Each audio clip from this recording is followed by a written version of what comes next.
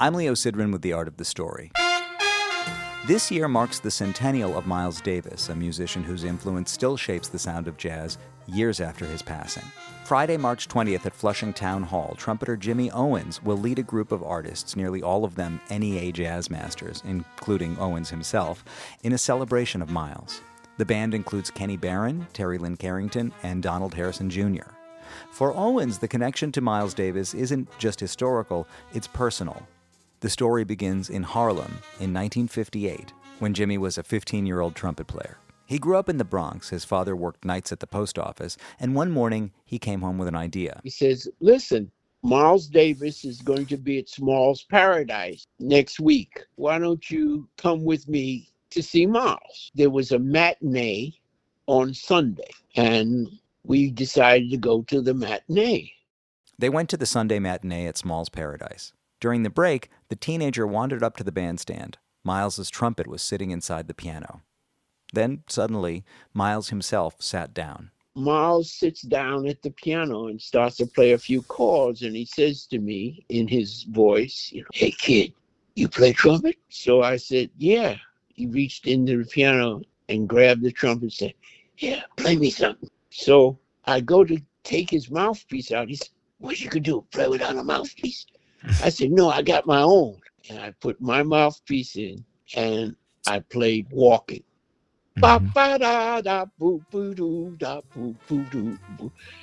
And he was gassed.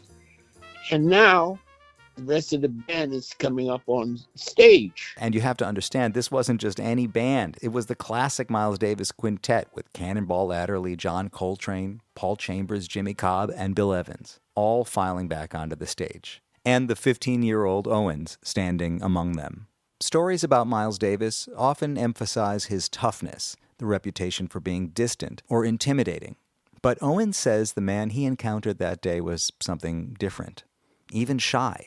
Oh, he was very shy. When you think about his life, first off, you have to think about what the racial situation in America was in 1926 when he was born. And his daddy taught him a lot about all of that stuff. And then what was the plight of the black person, especially the black male? So I think that made Miles, because of his shyness, even more drawn in to himself. And yet the music told another story. And what came out the bell of Miles's horn was sweet. That afternoon at Small's Paradise happened nearly 70 years ago. This year, Miles Davis would have turned 100.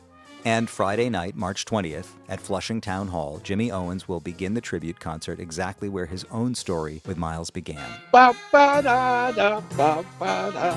That's the very first song I'm going to play. Owens plans to open the concert with Walkin'. And though some tickets are still available for the performance at Flushing Town Hall, I suggest that you start running, not walking, to get yours before they're gone.